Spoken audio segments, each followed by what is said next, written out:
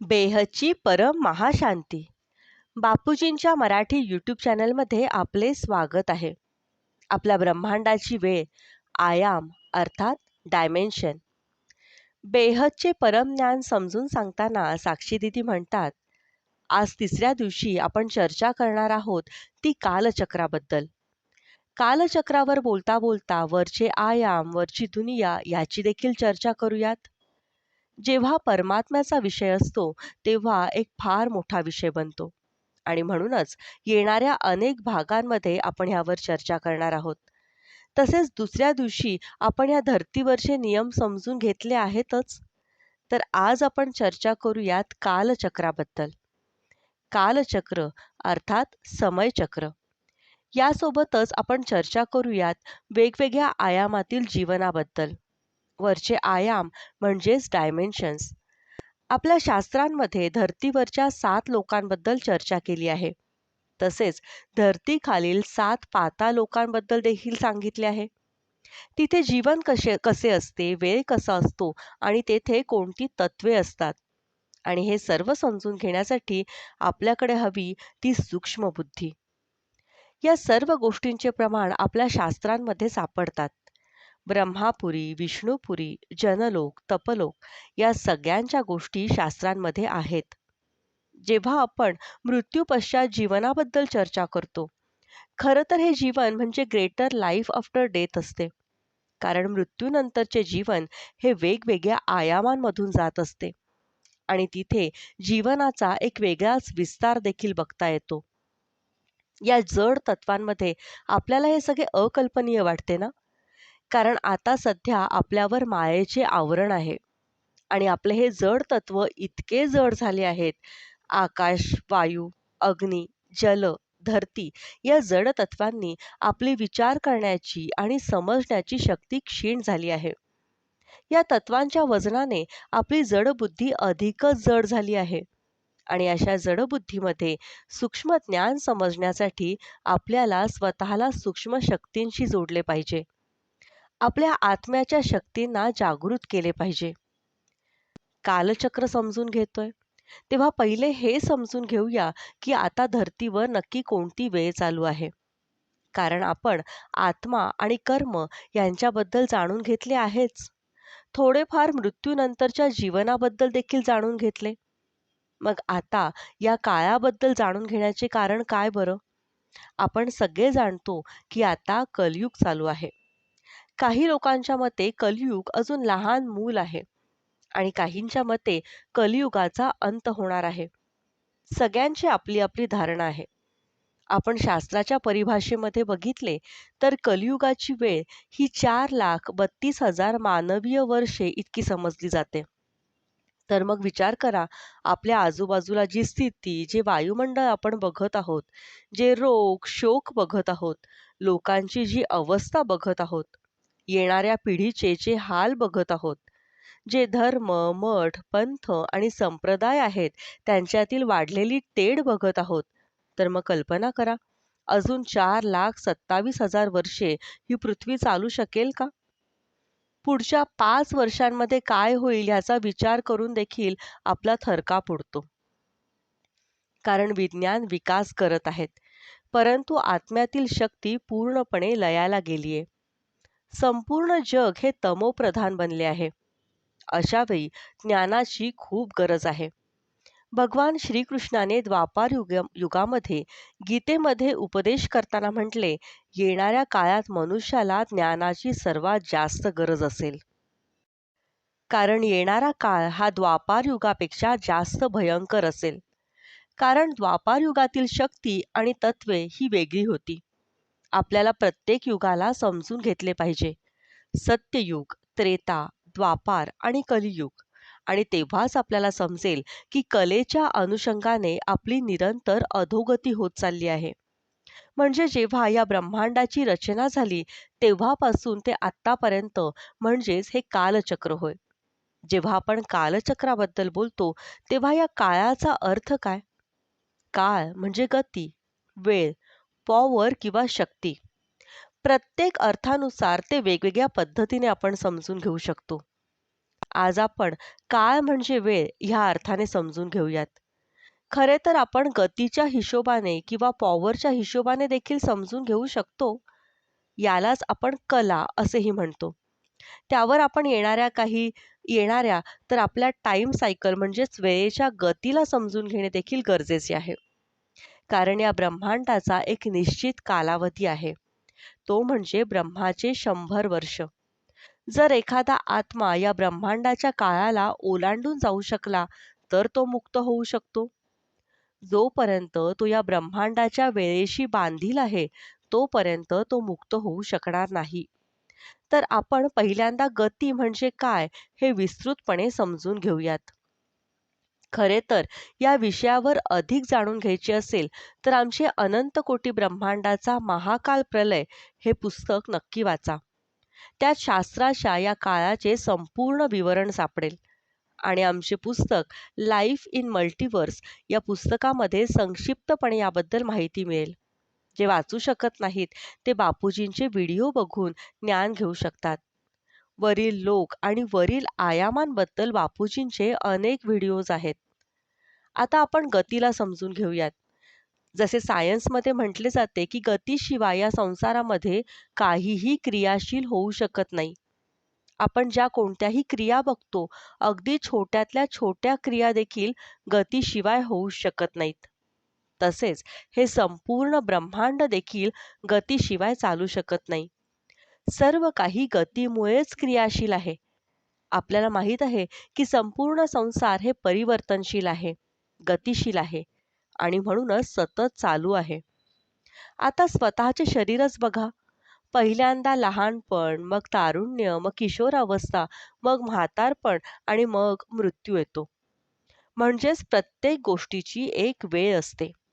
अशाच पद्धतीने आपण सगळ्यांच्या गतीला समजून घेऊ शकतो.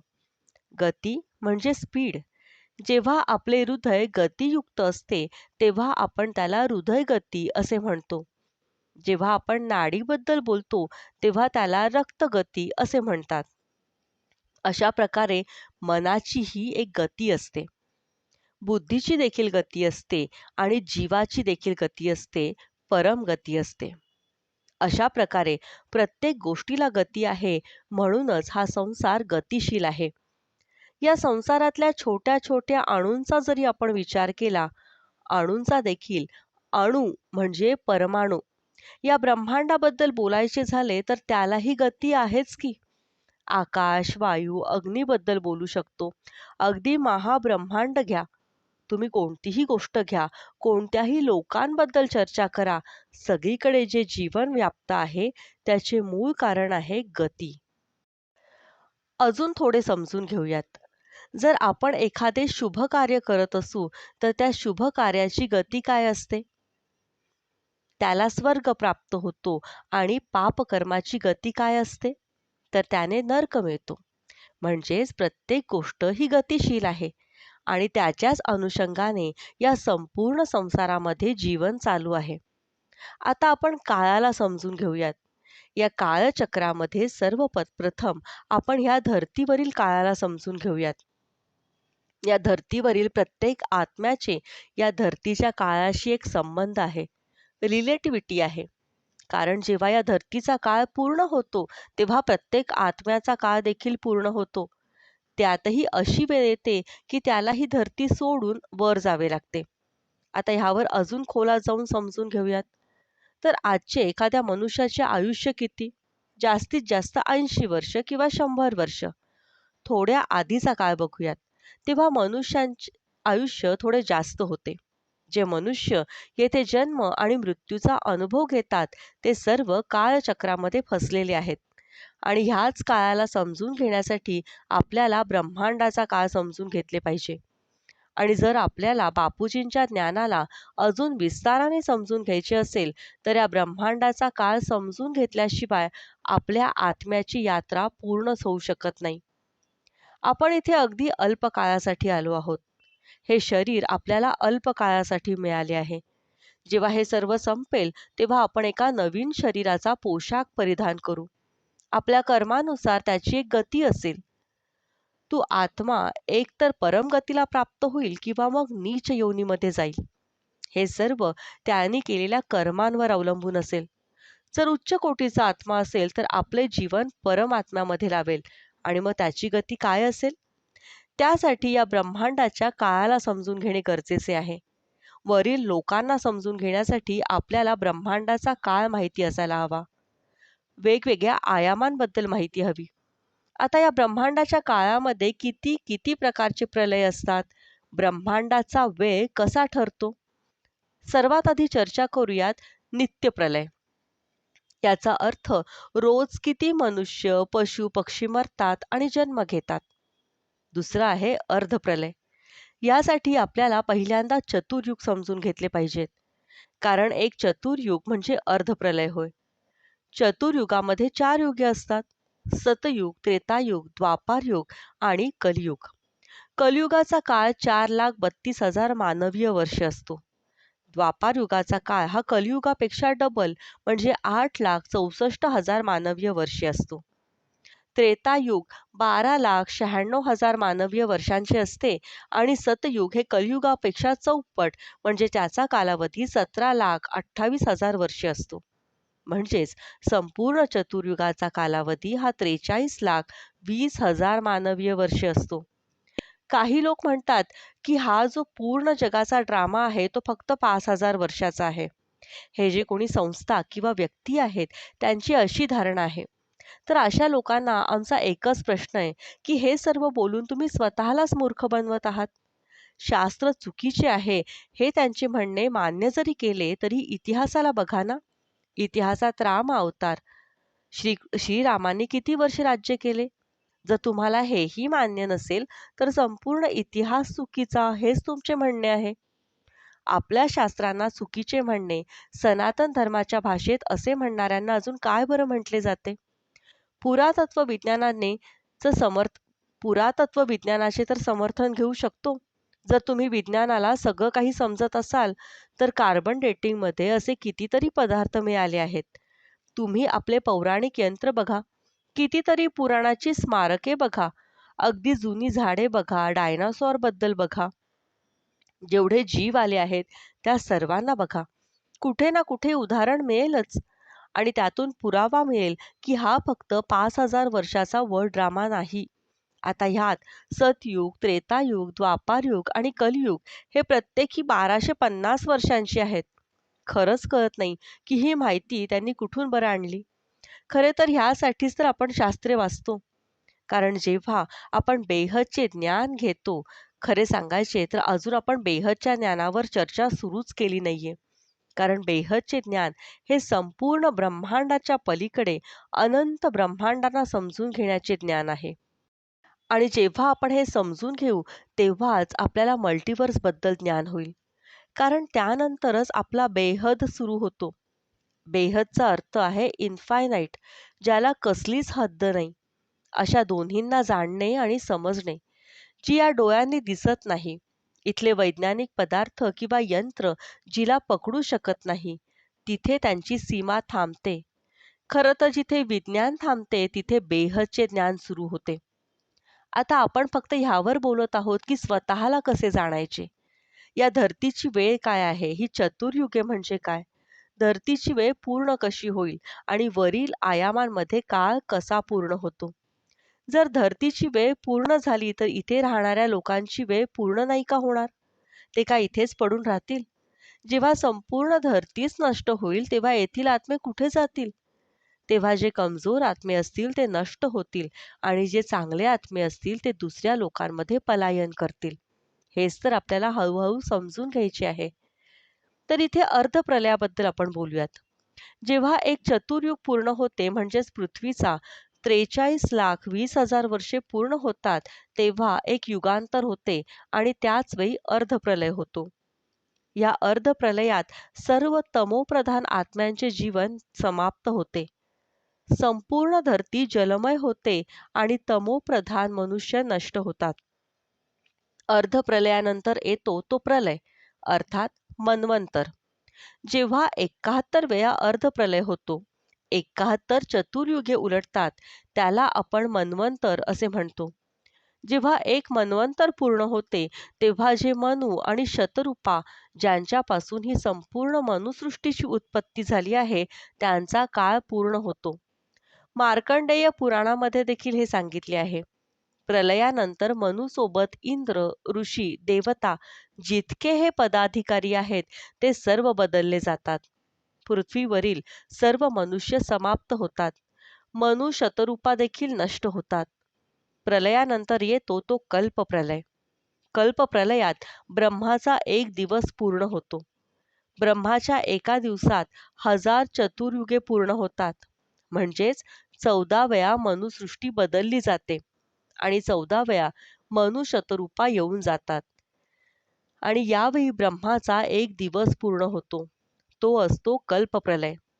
कल्पप्रलयात विष्णू 12 सूर्याचा प्रकाश निर्माण करून तिन्ही लोकांना म्हणजे भूलोक, भुवरलोक, स्वर्गलोक यांना भस्म करतो. स्वर्गातील देवी देवतांचे देखील आयुष्य संपते. म्हणजे देवी देवतांचे आयुष्य ब्रह्माच्या एका दिवसा इतपत असते. हा झाला कल्पप्रलयाचा काळ. जेव्हा शिव रुद्र रूप धारण करून काल अग्नीचा वर्षाव करतो, तेव्हा संपूर्ण चराचर नष्ट होते, देवता देखील नष्ट होतात. आता आपण अजून वरच्या आयामातील लोकांबद्दल म्हणजे भूलोकाच्या वरती भुवरलोक, स्वर्गलोक, महलोक, जनलोक, तपलोक यांच्याबद्दल जाणून घेऊयात. साधारण मनुष्य स्वर्गलोकात जाण्याचा प्रयत्न करतात, परंतु त्याच्यावरही अनेक लोक आहेत. ज्ञान आपल्याला हे सांगते की स्वर्गलोकातील देव ही भोगयोनी आहे. तेथे जेव्हा चांगल्या कर्मांचा लेखाजोखा संपतो, तेव्हा आपल्याला पुन्हा या पृथ्वीवरच पाठवले जाते. देवतांनाही ब्रह्मज्ञान होत नाही आणि म्हणूनच ते मनुष्य जन्म प्राप्त करण्यासाठी आसुसलेले असतात. मनुष्य जन्म घेऊन आपण ब्रह्मज्ञान प्राप्त करू शकतो, कारण धरती ही कर्मभूमी आहे, तर स्वर्गात केवळ भोगयोनी आहे. पृथ्वीवर तुम्ही जी चांगली कर्मे करतात, त्याची फळं भोगण्यासाठी स्वर्गामध्ये जातात. स्वर्गात कर्मयोगासारखे काहीही नाही.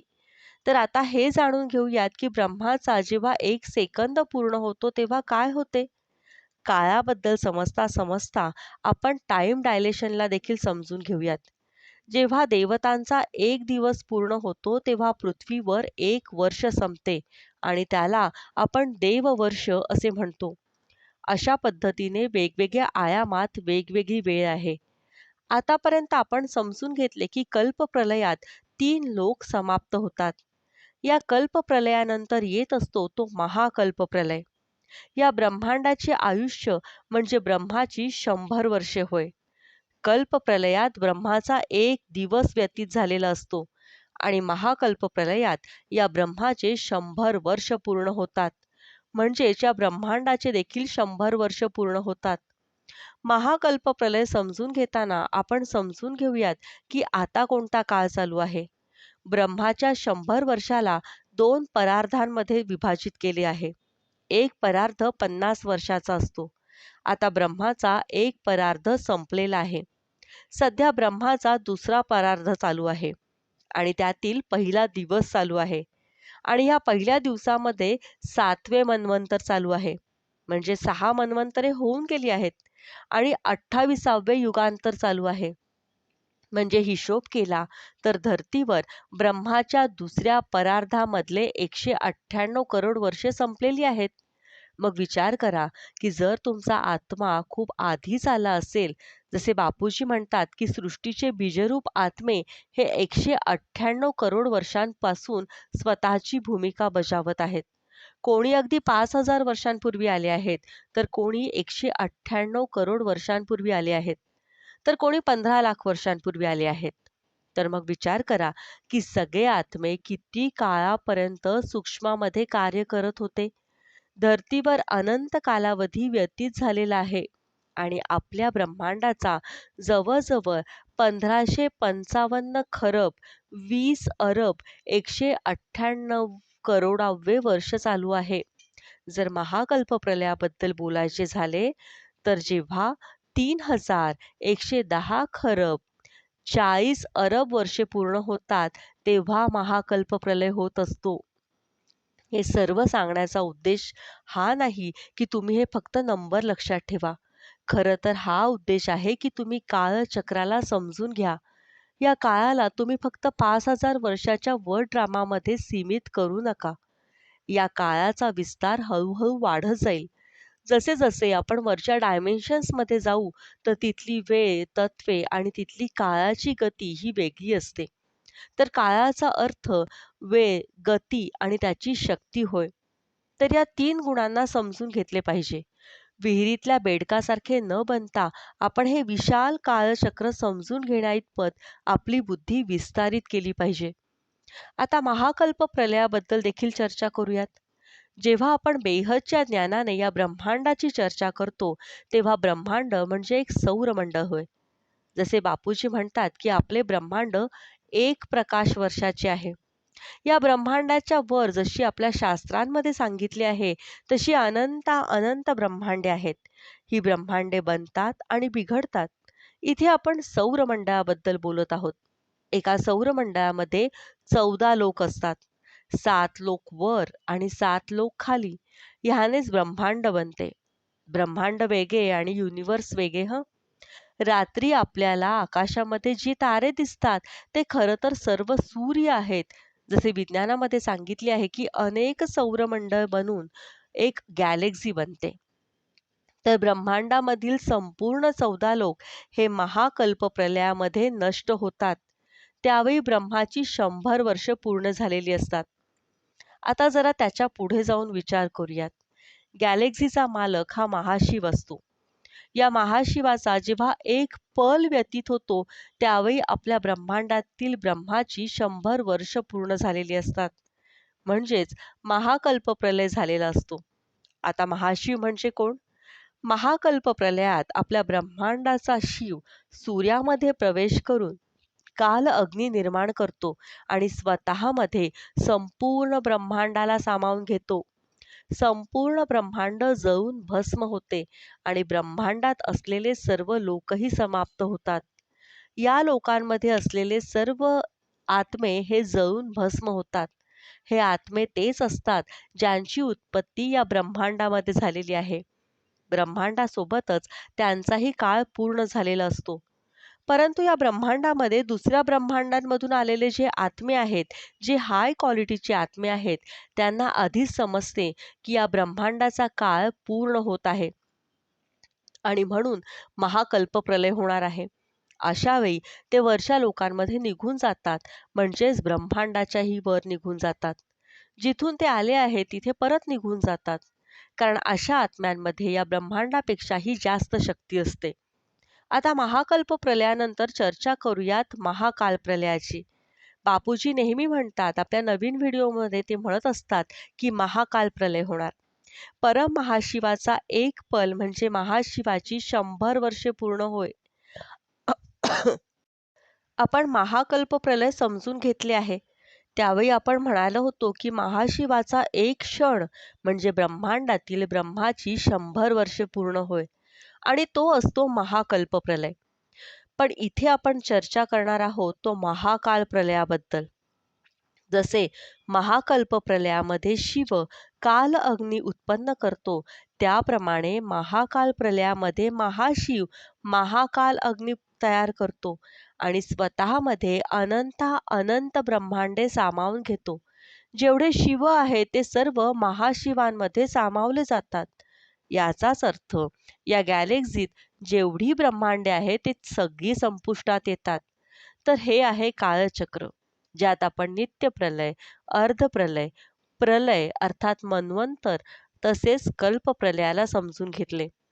आता हळूहळू आपल्याला समजून घ्यायचे आहे की या ब्रह्मांडात नक्की असते काय. आमचे एक पुस्तक आहे अनंत कोटी ब्रह्मांडाचा महाकाल प्रलय. यामध्ये आणखी एका प्रलयाबद्दल चर्चा केली आहे. ती म्हणजे आत्यंतिक प्रलय, ज्याला मोक्ष असे म्हटले जाते. जेव्हा आत्मा ज्ञान प्राप्त करतो आणि आत्मा परमात्म्याच्या स्वरूपाला जाणून परमात्मा स्वरूपामध्ये स्थित होतो, तेव्हा आत्मा हे 5 तत्वांचे आवरण हटवून सूक्ष्म शरीराचे रूप धारण करतो. अर्थात 3 तत्वांचे रूप धारण करतो. या 3 तत्वांमधून देखील ते कारण शरीराचे रूप धारण करतो, म्हणजे तो कारण शरीरामध्ये प्रवेश करतो. कारण शरीर म्हणजे त्याचे आकाश तत्वांचे शरीर बनते आणि मग तो आत्मा कारण शरीरातून महाकारण शरीरामध्ये जातो. याचा अर्थ जेव्हा आत्यंतिक प्रलय होतो, तेव्हा ज्ञान परमात्म्याला जाणून त्या परमात्म्याचे रूप धारण करणे आणि त्या परमात्म्याच्या स्वरूपामध्ये स्थित होऊन 5 तत्वांमधून 3 तत्वांमध्ये, 3 तत्वांमधून कारण शरीरामध्ये आणि आकाश तत्वाचे रूप धारण करून महाकारण शरीरामध्ये जाणे होय, ज्याला परमतत्वांचे शरीर म्हटले जाते. या परमतत्वाच्या शरीरासोबतच तो महाकारण शरीरामध्ये प्रवेश करतो आणि हे महाकारण शरीर म्हणजे परमप्रकाशाचे शरीर होय आणि ह्यालाच कैवल्य अवस्था असे देखील म्हटले जाते. यावेळी आत्मा मोक्ष प्राप्त करतो. म्हणूनच आत्यंतिक प्रलयाला मोक्ष देखील म्हटले जाते. त्यावेळी आत्मा परमधामाला प्राप्त होते. जर या ब्रह्मांडाच्या परमधामाला समजून घेतले, तर या ब्रह्मांडाच्या परमधामापर्यंत आपण पोहोचू शकू आणि आपल्या परमात्म्यात विलीन होऊ शकू. कारण मोक्ष म्हणजे स्वतःच्या रचनाकारात सामावून जाणे. इथे आपण 14 लोकांना समजून घेऊ. पहिल्या 7 लोकांबद्दल चर्चा करू. धरतीच्या वर 7 लोक आहेत. भूलोक, भुवरलोक, स्वर्गलोक, महरलोक, जनलोक, तपलोक. भूलोक म्हणजे ही धरती, जिथे 5 तत्वांची दुनिया आहे. या धरती लोकावर 5 तत्वांचे शरीर असते आणि या दुनियेमध्येच आपण फसलेलो आहोत. या भूलोकावर आपण मानव जीवन प्राप्त करतो. तर आपण ज्ञानाद्वारे पुरुषार्थ करून वरच्या दुनियेला समजून घेऊयात. दुसरा आहे भुवरलोक. शास्त्रामध्ये ह्याला पितृलोक असेही म्हटले जाते. सूर्य आणि धरतीच्या मध्ये भुवरलोकाचे स्थान आहे. कल्पना करा, जेव्हा आपण विमानातून प्रवास करत असतो, तेव्हा वर अनेक लेयर्स बघतो. हे तर फक्त काही किलोमीटर वरची गोष्ट आहे. तेव्हाही आपल्याला वेगवेगळ्या प्रकारचे वायुमंडळ दिसते. आता आपली स्थूल दृष्टी सूक्ष्म लेयर्सला बघू शकत नाही. आपण वायूलाही बघू शकत नाही, कारण वायू हा सूक्ष्म असतो आणि सूक्ष्म गोष्टींना बघण्यासाठी आपल्याला सूक्ष्म व्हावे लागेल. भुवरलोक हा एक सूक्ष्म लोक आहे. जेव्हा सूक्ष्म लोकातून स्थूल लोकांमध्ये प्रवेश कर जेव्हा स्थूल लोकातून सूक्ष्म लोकांमध्ये प्रवेश करतात, त्याला पितृलोक असेही म्हटले जाते. श्राद्धाच्या वेळी आपण जे काही तर्पण करतो, ते इथेच राहणाऱ्या पितरांना ते अर्पित केले जाते. मृत्यूनंतर आत्मा 3 तत्वांमध्ये कर्म करतो. या लोकात जाणारे आत्मे हे वासनायुक्तच असतात. म्हणून ते सूक्ष्ममध्ये देखील काम करत असतात. चांगल्या आठवणी एक ग्रुप बनवून त्याचा गोळा बनवला, ज्याला पितृलोक असेही म्हणतात. असे बघा की सूक्ष्म दुनियेमध्ये वेगवेगळे गोळे आहेत. वेगवेगळ्या धर्मांचे, वेगवेगळ्या लोकांचे. एक पुस्तक आहे मृत्यू पश्चात जीवन. त्यामध्ये सांगितले आहे की आपण धर्तीवर जसे वेगवेगळ्या शाळा, कॉलेज, मंदिरे, चर्च आणि संस्था बघतो, तसेच सर्व वर सूक्ष्म दुनियेमध्ये अगदी तसेच आहे. भूवर लोकामध्ये देखील आहेतच. एक दुनिया बनली आहे. पितृलोक हे देखील या डायमेन्शन्स मधील एक लेयर आहे. या पितृलोकांची जी एनर्जी आहे, त्याचे संपूर्ण भूवर लोकाचे वायुमंडळ बनेल. कारण वायुमंडळ हे देखील तेथील आत्म्यांपासूनच बनत असते. तसे बघितले तर आत्म्यांच्या चेतना शक्तीने सर्व काही गतिशील बनले आहे आणि त्यांच्या शक्तीने पितृलोकाचे वायुमंडळ बनले आहे. ज्याप्रमाणे हा पितृलोकांचा गोळा बनला आहे, तसेच इतर ग्रुपही असतील आणि अशा गटांनी पूर्ण दुनिया बनली आहे. जसे धर्तीवर आपण मंदिरे, मशिदी, चर्च बघतो, तसेच सर्व काही वर आहे. कारण स्थूलाचा आधार हा सूक्ष्म असतो. वरच्या दुनियेतही कर्मकांड चालते. आता जाणून घेऊयात भूवर लोकातून स्वर्ग लोकांमध्ये कोणते आत्मे जातात. जे चांगले आत्मे चांगले कर्म करतात, ते स्वर्गलोकात जातात. चांगल्या कर्माची फळे हे स्वर्गलोक आहे. असे लिहिले आहे की मनुष्याने केलेल्या पाप आणि पुण्यावर धर्मराज स्वर्ग किंवा नरकाचा कालावधी निर्धारित करतो. स्वर्ग लोकांमध्ये 3 तत्वाचे शरीर असते. सगळ्यात महत्त्वाची गोष्ट म्हणजे देवी आणि देवतांचे देखील भोगी शरीर असते. ते भोगविलास करतात. परंतु जेव्हा या पुण्याचे खाते संपुष्टात येते, तेव्हा त्यांना पुन्हा एकदा या धर्तीवर पाठवले जाते. आपण या आधीच बघितले आहे, की देवतांचा एक दिवस म्हणजे धर्तीवर 1 वर्ष होय, ज्याला आपण देववर्ष असे देखील संबोधतो. ज्याप्रमाणे धर्तीवर स्थूल माया आहे, तशीच स्वर्गामध्ये सूक्ष्म माया आहे. तेथेही राग, ईर्ष्या, द्वेष, काम, क्रोध सर्व काही आहे. आपण अनेकदा ऐकले असेल, की इंद्र नेहमी अहंकार, भय आणि क्रोधाने भरलेला असायचा. त्याला नेहमी भीती वाटायची, की त्याचे सिंहासन कोणीतरी हिसकावून घेईल. जेव्हा कोणी धर्तीवर तपश्चर्या करत असेल, तर तो तिथे पोहोचायचा आणि तो ती तपश्चर्या भंग करायचा. खरे तर तपस्या करणाऱ्यांचा उद्देश कधीही स्वर्गात पोहोचणे हा नव्हताच, परंतु इंद्राला नेहमीच भीती वाटायची. थोडक्यात काय, स्वर्गाबद्दल असलेल्या तुमच्या परिकल्पना आता बदला. स्वर्गाच्या वर असते ते महरलोक. महरलोकांमध्ये स्वर्गलोकापेक्षा जास्त पॉवरफुल आत्मे राहतात. अनेक संतांचे आत्मे तिथे राहतात. स्वर्गलोकातील जे आत्मे अधिक ज्ञानी असतील, ते महरलोकामध्ये जाऊ शकतात. जसे-जसे आपण वर जाऊ, तसे स्वर्गलोकानंतर महरलोक, त्यानंतर जनलोक आणि त्यानंतर येते ते तपलोक. ज्या आत्म्यांमध्ये ज्ञानबीज असते, तेच आत्मे स्वर्गलोक सोडू शकतात. केवळ ज्ञानी आत्मेच स्वर्गाची सूक्ष्म माया सोडण्याची शक्ती बाळगून असतात. महरलोक देखील खूप सुंदर आहे. तेथील वायुमंडळ जास्त पॉवरफुल आहे. जसे-जसे आपण वरच्या आयामात जातो, तसे-तसे वायुमंडळ जास्त शक्तिशाली होत जाते आणि तत्वे हलकी होत जातात. तत्वे म्हणजे आकाश, वायू आणि अग्नीची आपण चर्चा करत आहोत. स्वर्गलोकामध्ये वायू तत्व खूप भारी असते आणि म्हणूनच इथे कामवासना आणि भोगवासना जास्त असतात. जसे-जसे आत्मे तपश्चर्या करतात, महरलोक, जनलोक आणि तपलोकात उन्नती करत जातात. तसे-तसे त्या आत्म्यांमधील वायू तत्वे कमी होतात. तपबळाने तपबळाने ते स्वतःमधील आकाश तत्वे वाढवतात. ह्याद्वारे आपण आत्म्याच्या अवस्थेला समजून घेत आहोत. जेव्हा आपण काही काळासाठी योग करतो आणि स्वतःच्या बुद्धीला हे सांगतो, की आपल्याला या बेहदच्या कलेच्या परमधामामध्ये जायचे आहे, त्याचा आपण मनाच्या, बुद्धीच्या, जीवाच्या परम गतीला समजत-समजत वरच्या आयामात जातो. आणि आपल्याला जे तत्वांचे लेयर्स बनले आहेत, जी आवरणे चढली आहेत. कारण प्रत्येक वायुमंडळाचे एक आवरण आपल्यावर चढत असते. आता या धर्तीवर आपण आहोत, तर या धर्तीची आवरणे आपल्या आत्म्यावर चढली आहेत. उदाहरण द्यायचे झाले, तर समजा एखादा आत्मा तपलोकातून आला आहे. तर जेव्हा तो या धर्तीवर उतरेल, तेव्हा उतरताना जनलोक, महरलोक, स्वर्गलोक या सर्व लोकांमधील तत्वांची आवरणे त्याच्यावर चढत जातील. आवरणे चढणे म्हणजे तत्वांमध्ये भारीपणा येणे आणि जेव्हा तुम्ही लोकात बसता, तेव्हा तुम्हाला जाणवते, की तुम्ही प्रत्येक तत्व आणि आवरणे सोडूनच वर जात आहात.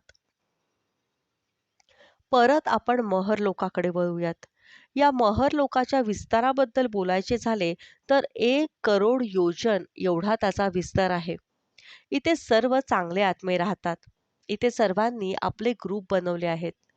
बापूजींनी एका व्हिडिओमध्ये सांगितले आहे, की शास्त्रामध्ये देखील याचा उल्लेख येतो.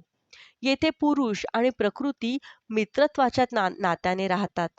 येथे सूक्ष्म नाती असतात. येथे मात्र या भोग योनीमध्ये आपण सगळी नाती भोगाच्या दृष्टीनेच बघतो. महर लोकामध्ये भोग नसतात. जसे-जसे आपण वर जाऊ तसे आत्म्याची अवस्था तमोपासून रजो, रजोपासून सतोगुणी बनत जाते. याबद्दल बापूजींनी अत्यंत सविस्तरपणे जुन्या व्हिडिओजमध्ये सांगितले आहे. एकदम अधोगती पावलेले आत्मे हे तमोगुणी असतात. थोडक्यात महर लोकामध्ये आत्मे हे स्वर्ग लोकापेक्षा जास्त शक्तिशाली असतात.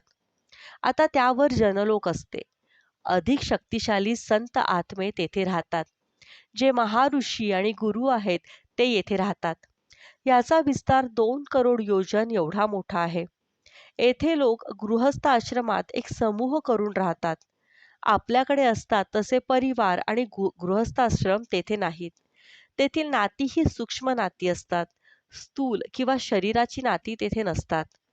जनलोक ओलांडून आपण वर गेलो तर तिथे तपलोक असतो. तिथे विदेही होण्याचा अनुभव मिळतो. इथे एकमेकांच्या शरीराला बघितले जात नाही, तर केवळ आत्म्याला बघितले जाते. तपलोकात मोठमोठे ऋषीमुनी राहतात. तपलोकाचा विस्तार 4 करोड योजन एवढा प्रचंड आहे. येथील एक दिवस हा आपल्या धरतीच्या 10,000 वर्षांएवढा आहे. आता तुम्हीच बघा की काळ कसा बदलत जातो. स्वर्ग लोकामध्ये वेगळी वेळ होते. महर लोकामध्ये पुन्हा वेळ बदलली. जनलोकामध्ये एक दिवस होतो तेव्हा धर्तीवरील 100 वर्षे पूर्ण होतात. हे अंतर बघा आणि एनर्जी लेव्हलला समजा. जसे जसे ही एनर्जी लेव्हल वाढत जाईल तसे तसे वर्ष देखील वाढत जातील. कारण आपण ऊर्ध्वगामी चाललो आहोत. जसे जसे वर जाऊ तशी काळाची गती कमी होत जाईल. स्वतःच्या स्रोताच्या जास्त नजदीक जाण्याचा आपण प्रयत्न करत आहोत आणि स्रोताजवळ तर पॉवर आहे. खाली आपल्याकडे पॉवर नसते. म्हणून जसे जसे आपण आपल्या स्रोतापाशी जाऊ, आपल्या शक्तीपाशी जाऊ, तसे काळाची गती कमी होत जाते. आणि ह्याची अनेक उदाहरणे आहेत. एका एपिसोडमध्ये आपण चर्चा केली होती की रेवतीचे वडील ब्रह्माकडे गेले होते. तेव्हा ब्रह्मदेव काही कामामध्ये व्यस्त होते. माया तर तिथे देखील आहे, त्यामुळे ते तिथे व्यस्त होते. तिथे ब्रह्मापुरीमध्ये देखील एक अंश मात्र का होईना पण माया असतेच. खरं तर तिथूनच आपली अधोगती सुरू होऊ शकते. कधीही स्वतःच्या लक्ष्यावरून भरकटलो की माया लगेच पकडते आणि जेव्हा माया पकडते तेव्हा आपली अधोगती सुरू होते. धरतीपासून ब्रह्मापुरीपर्यंत मायेचे अस्तित्व आहे. जसे जसे वर जाऊ तसे तसे मायेचा अंश कमी होत जातो. कारण आत्मा जास्त शक्तिशाली बनत जातो. आत्म्यात जास्त पॉवर येते. कारण त्याचे देहभान संपुष्टात येत असते आणि म्हणून माया नष्ट होते. जर रेवतीच्या पित्याने थोडा वेळ वाट बघितली आणि ते आपल्या मुलीसाठी योग्य वर कोणता हे विचारण्यासाठी गेले होते, तर असे म्हणतात की ब्रह्माबरोबर बोलून ते जेव्हा धर्तीवर परत आले तेव्हा धर्तीवर 27 चतुर्युगे उलटून गेली होती. विचार करा आणि काळाच्या या गतीला समजून घ्या. आणि जर आपण बेहदच्या काळाबद्दल बोलू, जेव्हा बापूजी म्हणतात ना की तिथे बेहदचा काळ असेल, जसे जसे आपण ह्या आयामाला समजतो तसे तसे आपल्या बुद्धीचा विस्तार होतो. आपल्याला समजते की या फक्त ब्रह्मांडामध्ये एका आयामामधून दुसऱ्या आयामात जाताना एवढा बदल होत असेल, तर बेहदच्या दुनियेमध्ये हा बदल किती बरं विशाल असेल. खरं तर आपली कल्पनाशक्ती ही तिथपर्यंत पोहोचूच शकत नाही. हे सर्व अकल्पनीय आहे. तर पुन्हा या ब्रह्मांडामध्ये येऊयात. तपलोकांच्या वर सत्यलोकाबद्दल आपण चर्चा करूयात. बरेच लोक सत्यलोक आणि ब्रह्मापुरीला एकच समजतात. परंतु आपण ब्रह्मापुरी खालील या 7 लोकांबद्दल चर्चा करत आहोत. ब्रह्माजींनी संकल्पाद्वारे सप्तऋषी बनवले आणि या सप्तऋषींनी संकल्पाद्वारे आपल्यासारखे उत्तम पुरुष बनवले. हे परमपुरुष देखील संकल्पाद्वारे रचना करतच गेले. या परमपुरुषांचे शरीर हे परमतत्वांचे होते. परंतु हळूहळू परमतत्वांचे हे शरीर 3 तत्वांमध्ये आले आणि देवता बनले.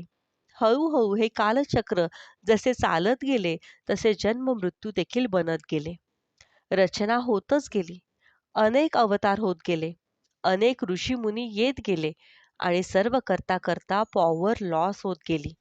हे जे 33 कोटी देवी देवतांची आपण आराधना करतो ते सर्व देवी देवता आता मनुष्य बनले आहेत आणि त्यांच्या जागृतीसाठी आपण हा प्रयत्न करत आहोत. कारण ही वेळ त्यांच्या जागृतीची आहे. परमात्मा स्वतः पृथ्वीवर येऊन ज्ञान देत आहेत. तुम्हाला समजावत आहेत. स्वतःचा परिचय देत आहेत. तुम्हाला सांगत आहेत की तुम्ही पूज्य होतात आणि आता पुजारी बनले आहात.